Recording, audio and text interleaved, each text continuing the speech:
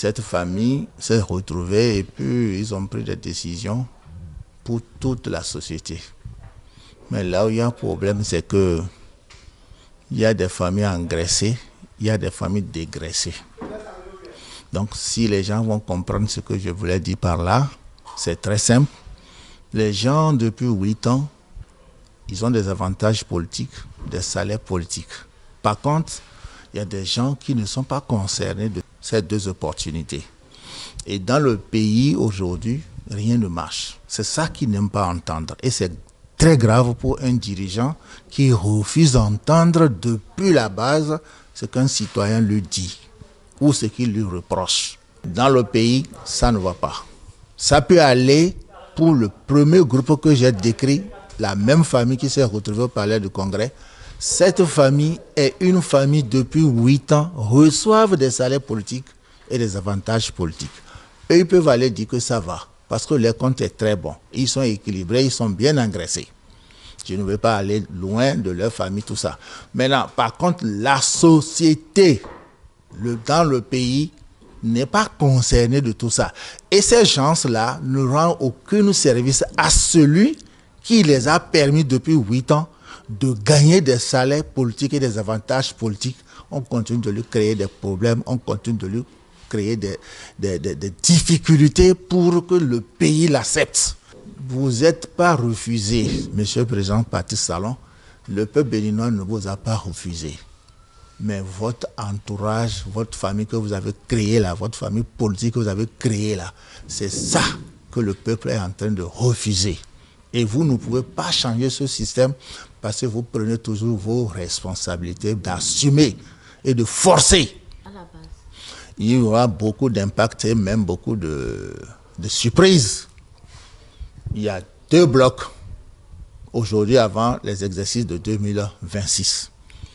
Le premier bloc, c'est ceux qui sont au pouvoir, qui pensent qu'ils vont tout faire pour sauver l'honneur. Et ceux qui ne sont pas au pouvoir, qu'on les appelle les opposants visuels et les opposants non visuels.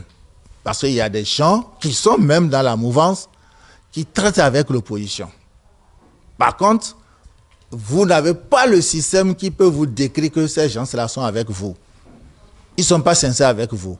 Il y a une grande partie de la mouvance qui va revenir vers l'opposition. Que l'opposition ne les accepte pas, ils vont finir avec le système. Parce que chaque système qui est trop dur, chaque système qui est trop tendu, chaque système qui va qui tire dans tous les sens, ce système est appelé à être révoqué un jour. Les Béninois vont se défendre. Ça là c'est clair et c'est sûr. Les Béninois vont se défendre. En 2026, quelle que soit la force du système, les Béninois vont se défendre. L'architecture de la vie concerne les gouvernants. Le dirigeant en chef doit savoir que son peuple n'a pas les moyens de l'avancée et de l'augmentation de la cherté des choses. Au Bénin, le dirigeant est d'abord le premier responsable, c'est-à-dire Patrice Talon, le président. Il est d'abord le premier responsable quand dans son pays, l'essence même qui est de la contrebande est vendue à 1200 francs le litre. Pendant qu'à la pompe, c'est à 600, près de 600 et quelques. Le premier responsable doit savoir le kilo de sucre, c'est à combien dans son pays. Il doit le savoir. Il doit savoir le kilo de riz, c'est à combien. Il doit le savoir. Il doit savoir les premiers produits nécessaires pour des populations dans son pays. Il doit savoir le bouilli, c'est à combien. Le gari, c'est à combien. Il doit savoir ça. Et quand ça commence par monter, il doit également savoir qu'il y a une anarchie qui fait monter des prix.